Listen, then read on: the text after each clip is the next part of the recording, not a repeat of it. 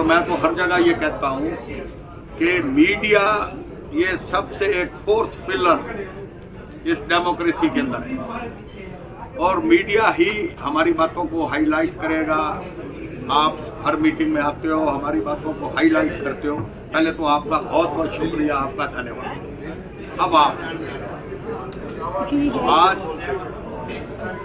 आज हमने ये हमारी चौथी मीटिंग है गुड़गांव के अंदर। हम कई साथी इकट्ठे हुए और ये फैसला हुआ कि पंजाबी समाज को अपने हकों की लड़ाई के लिए इकट्ठा होना चाहिए। तो हमने ये डिसाइड किया कि हर पार्लियामेंट्री हलके में हम 15 दिन के अंदर एक मीटिंग किया करें। तो हमने पहली मीटिंग रोहतक में की। क्यों? रोहतक एक पार्लियामेंट्री हलका है। उसके बाद हमने दूसरी मीटिंग, ये मदन लाल जी कत्याल बैठे हैं जो ऑल इंडिया कांग्रेस कमेटी के कई सालों तक मेंबर भी रहे हैं, इन्होंने दूसरी मीटिंग हमारी करनाल में कराई और बहुत ही सफल मीटिंग हुई, जहां पर हमने ये जो आज आपके सामने मांग पत्र रखेंगे, ये हमने वहां भी ये मुद्दों को, इन बातों को हमने बड़े खुले रूप से रखा। तीसरी मीटिंग हमने हिसार के अंदर की। ये महेंद्र नारंग जी बैठे हैं जो म्यूनिसिपल कमेटी के कई वर्षों तक प्रधान रहे हैं और बहुत ही कामयाब और सफल मीटिंग हुई और हमने वहां पर भी इन मांगों को बड़े जोर शोर से रखा। और आज ये चौथी मीटिंग गुड़गांव के अंदर हमने रखी है, जिसका आयोजन श्री कन्हैया लाल जी पावा उर्फ गोप भाई, इन्होंने इसका आयोजन किया। आपके सामने काफ़ी संख्या में लोग इकट्ठे हुए। तो हमारी जो मुख्य मांगे हैं, मैं तो कई वर्षों से पंजाबी समाज को इकट्ठा करने के लिए ये लड़ाई लड़ता आया। तो हमारी जो मुख्य जो मांगे हैं वो है, नंबर 1, हमारी विधानसभा के अंदर जहाँ जहाँ हमारी पंजाबी समाज की कम्युनिटी की मेजॉरिटी है वो सीटें हमें अलॉट की जाए। तो हमने जब पूरा दौरा किया तो पता लगा कम से कम 25 नहीं तो 30 कॉन्स्टिट्यूएंसीज में जहां पंजाबी समाज के लोग ही मैटर करते हैं, वो कॉन्स्टिट्यूएंसीज हमने अंकित की और हमने 25 विधानसभा, 3 लोकसभा और राज्यसभा की जनसंख्या के अनुपात से जो सीटें बनती हैं वो हमें सीटें अलॉट की। दूसरी मांग जो हमने रखी वो है कि पंजाबी समाज 1947 के बाद पूरे देश के अंदर, चाहे मध्य प्रदेश हो, चाहे राजस्थान हो, चाहे पंजाब हो, चाहे दिल्ली प्रॉपर हो, चाहे पूरे देश के अंदर पंजाबी समाज फैला हुआ है। लाखों की संख्या में हमारी आबादी है। तो हमने ये कहा कि सेंट्रल लेवल पे और प्रदेश लेवल पे पंजाबी वेलफेयर बोर्ड का गठन किया जाए, ताकि पंजाबी समाज के लोगों की जो भी समस्याएं हैं वो बोर्ड के जो मेंबर नॉमिनेट किए जाएं, वो उन समस्याओं को हल करने के लिए सेंट्रल गवर्नमेंट के अंदर प्रधानमंत्री से भी मिलेंगे और प्रदेश के चीफ मिनिस्टर को भी मिलेंगे, ताकि वेलफेयर बोर्ड का गठन हो और हमारी समस्याओं का समाधान। तीसरी मांग, नौकरियों में मैं ये खुल के कहता हूँ कि 35 साल तक एक ही कौम का राज रहा इस प्रदेश में, और हमें नौकरियों में हमारे अनुपात, जनसंख्या के अनुपात के हिसाब से हमें नौकरियों से वंचित रखा गया। और आज दुर्भाग्य की बात यह है कि जिस प्रदेश को बनाने में हमारे समाज का बहुत बड़ा योगदान है, आज नौकरियों के अंदर हम शून्य पे खड़े। आज हमें वंचित किया गया। इसके ऊपर प्रदेश सरकार श्वेत पत्र जारी करे और हमारी संख्या के अनुपात से हमारी नौकरियों में आरक्षण प्रदान किया जाए। चौथी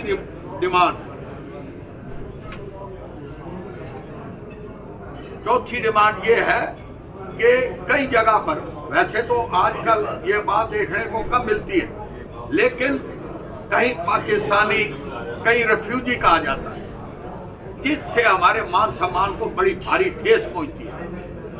और मैं बतौर वकील, मैं लॉ एंड जस्टिस का भी महकमा रहा है मेरे पास, मैं ये कहना चाहता हूँ कि फौजदारी के अंदर, ज़ाब्ता फौजदारी के अंदर प्रावधान किया जाए कि जो भी शब्द का इस्तेमाल करे उसके खिलाफ सख्त से सख्त कानूनी कार्रवाई की जाए। पांचवी जो डिमांड हमारी कि हमारे समाज को पंजाबी भाषा है तो सही लेकिन कंपल्सरी नहीं है, तो हमारी ये मांग है कि पंजाबी भाषा को कंपल्सरी दूसरी भाषा रखी जाए। गुरमुखी, पंजाबी ये होना नहायत जरूरी है और इसकी भी हमारे वर्किंग कमेटी के लोगों ने इस मांग को भी बड़े जोर शोर से उठाया है।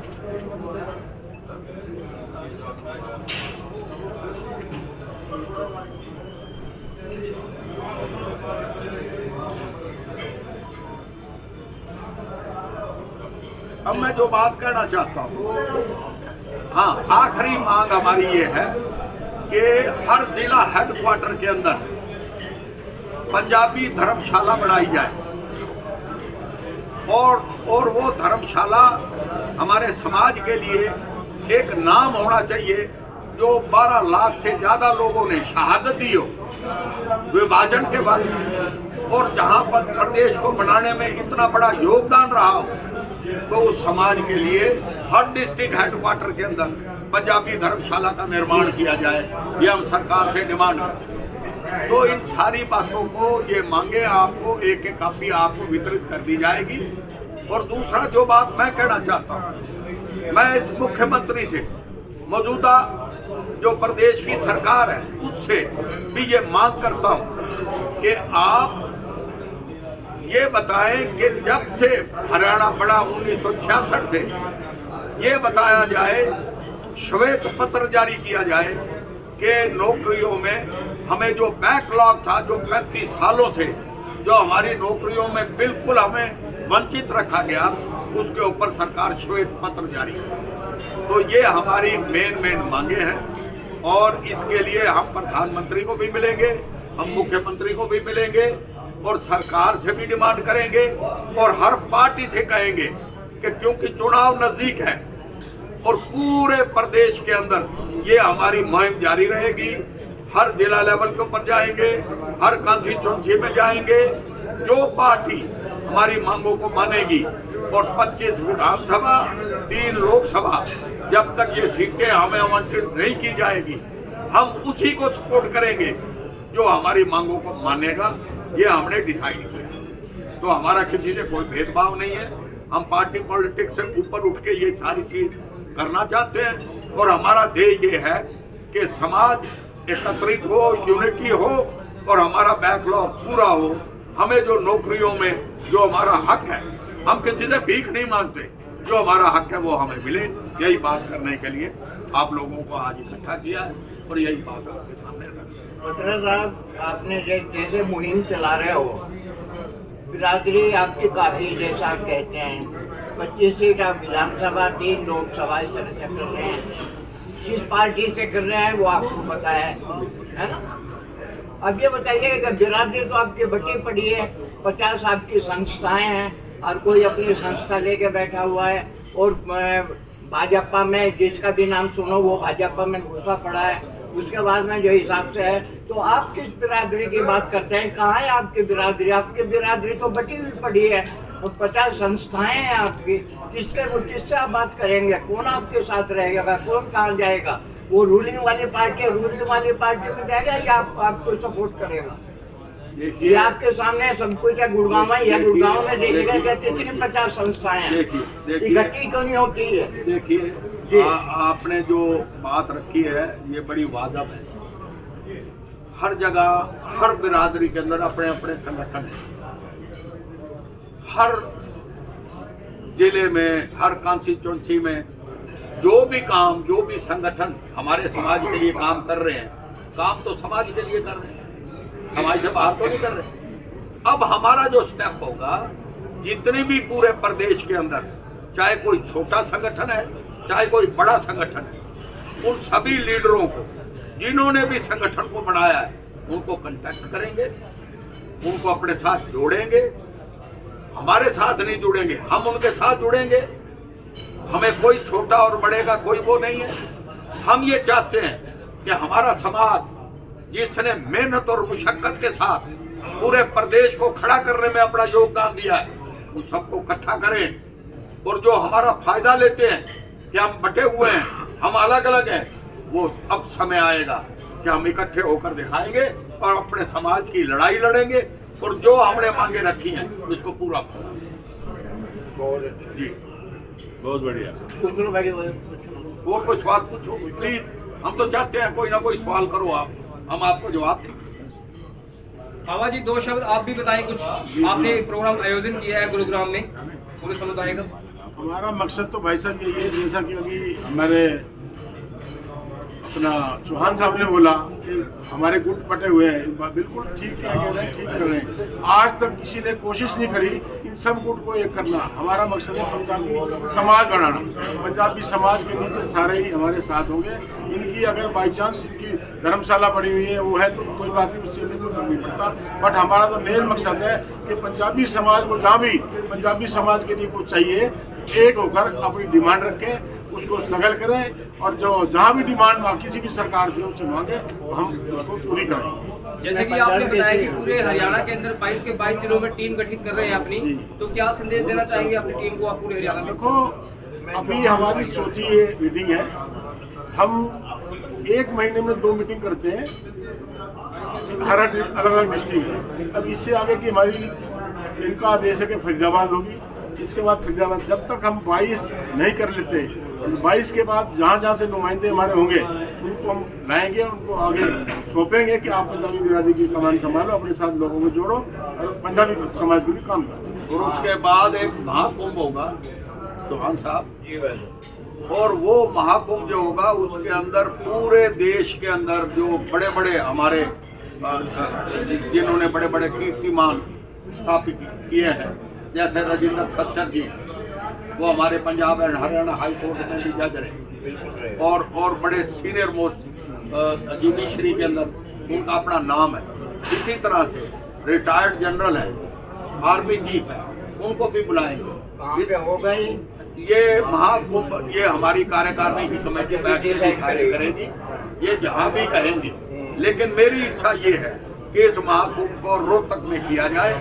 रोहतक एक पॉलिटिकल राजधानी है, वहाँ से एक मैसेज आएगा और रोहतक से जो मैसेज आएगा वो पूरे देश के अंदर फैलेगा। गुड़गांव में क्यों नहीं कर लेते? गुड़गांव से अच्छा तो कोई है ही नहीं कहीं। नहीं, गुड़गांव में ये करें, मैं ये गोप जी बैठे हैं, इन पे छोड़ते हैं। ये अगर हाँ भर दे तो हम उस गुड़गांव के लिए तैयार। सरकार बननी और गिरनी तो यही सही है। कब तक संभावना है इसकी महाकुंभ के लिए? ये इसके अंदर हमारे कम से कम 6 महीने लगे। कारण कि अगर 1 महीने के अंदर हम 2 मीटिंग भी करते हैं तो 6 दूने 12, 4 हम कर चुके हैं।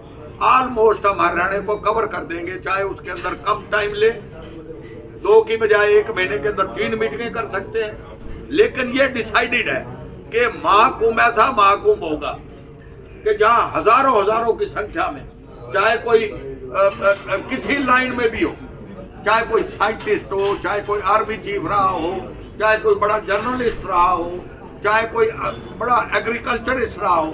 अब मैं आपके सामने बैठा हूँ, हमें एग्रीकल्चर के अंदर हमने 102 मन गेहूं पैदा किया था, पद्मश्री का अवार्ड मिला था। एग्रीकल्चर के अंदर कृषि पंडित की पदवी मिली थी। तो इसी तरह से हम पूरे देश के अंदर जहाँ जहाँ जिस फील्ड के अंदर जिनको भी कीर्तिमान जिन्होंने स्थापित किया है उन सबको बुलाए और बहुत बड़ा बात हुआ। प्रदेश सरकार के बारे में कोई थोड़ा सा 2 शब्द उसके लिए बोल दो। प्रदेश सरकार के बारे में भी बोलना चाहता हूँ, वो भी मैं बोलना चाहता हूँ कि बड़ी खुशी हुई थी। आदरणीय मनोहर लाल जी खट्टर मेरे मिलने वाले भी हैं, और मेरे जिस वक्त चीफ मिनिस्टर नहीं बने थे तो मेरे मकान पे एक बार नहीं कई बार आते थे। तो हमें बड़ी आस जगी थी, हमारी लड़ाई थी कि पंजाबी समाज का आदमी मुख्यमंत्री होना चाहिए। मुख्यमंत्री बन गए। मैं मोदी जी का धन्यवाद भी करता हूँ कि उन्होंने एक पंजाबी समाज के आदमी को चीफ मिनिस्टर बनाया। लेकिन मुझे अफसोस भी हुआ इस बात के ऊपर कि हमारा समाज टिक टक ही लगा है बैठा था कि जब हमारे समाज का आदमी मुख्यमंत्री बनेगा तो जो 35 सालों से बैकलॉग नौकरियों में हमारा रहा है, जो एक ही कौम का राज रहा है, और हम नौकरियों के अंदर रिक्रूटमेंट के अंदर जहां हम जाटों के बाद दूसरी पोजीशन में है, लेकिन आज नौकरियों में हम शून्य पे खड़े हैं। वो बैकलॉग हमारा पूरा नहीं है, ना कोई कारपोरेशन। अब मैं कहना चाहता हूं कि अभी 8 एसपी ट्रांसफर हुए हैं, एक भी हमारे समाज का नहीं है। एसएस अफसरों के ट्रांसफर हुए, एक भी हमारे समाज का नहीं है। आज कारण क्या है कि आज रिक्रूटमेंट के अंदर आज हम बिल्कुल शून्य पे खड़े हैं। तो जो उम्मीदें जगी थी मौजूदा सरकार से, वो उम्मीदों में खरे नहीं उतरे। मैं उसके ऊपर कोई टिप्पणी नहीं करना चाहता, मैं इतना ही कहना चाहता हूँ, इन सारी बातों के लिए पंजाबी वेलफेयर बोर्ड का गठन हो और उसको बारीकी से उन चीजों को उसके ऊपर विचार विमर्श हो, और जो हमारे बैकलॉग हैं, जो हमारी कमियां रही हैं, चाहे किसी भी सरकार में कमियां रही हैं, उन कमियों को पूरा किया। प्रदेश में भ्रष्टाचार और विकास के बारे में क्या कहेंगे? अंत है, भ्रष्टाचार चरम सीमा पे, चरम सीमा अंत कह रहे हैं ना। भ्रष्टाचार चरम सीमा पे, अनएम्प्लॉयमेंट में ये प्रदेश नंबर 1 पे, law and order 0, Beti Bachao Beti Padhao उसका तो आपने देख लिया। एक बेटी जो खिलाड़ी थी, जो कोई थी, और मौजूदा सरकार को एक मिनिस्टर से, स्टेट मिनिस्टर से, उसको फॉर द टाइम बिंग कि जब तक इंक्वायरी चले, पारदर्शिता रहे, 0 टॉलरेंस की बात करते हैं, उसको डिसमिस नहीं किया, उसको सैक नहीं किया। आप डिसमिस ना करो, सैक तो कर सकता है। तो मैं इनके ऊपर, क्योंकि हमारी समाज की मीटिंग है, तो जो ही फिर अलग अलग किस्म की टिप्पणियां आएंगी कि हम प्रो कांग्रेस हैं या प्रो बीजेपी हैं, ये ना प्रो बीजेपी है ना प्रो कांग्रेस है। ये समाज की लड़ाई के लिए हम इकट्ठे हुए हैं। हमारे लिए मनोहर लाल जी खट्टर भी माननीय हैं। हम सरकार से भी मांग करते हैं कि हमारी मांगों को सीरियसली और पूरी तरह ध्यान से हमारी मांगों को पूरा किया। सर, आप हरियाणा में 25 विधानसभा और 3 वो मांग रहे हो लोकसभा सीटें, तो ये किसी एक पार्टी ले, कोई भी पार्टी हो, जो पार्टी हमें ये टिकट देगी हम उसका समर्थन करेंगे। ये बात तो मैंने एक बार नहीं, कई बार कही है। उसमें कांग्रेस या बीजेपी कोई कुछ नहीं, कोई भी पार्टी, कोई बीजेपी करे, कांग्रेस करे, जब हम लड़ाई समाज के लिए कर रहे हैं तो इसमें हमारा किसी से कोई वो बात नहीं। Thank you.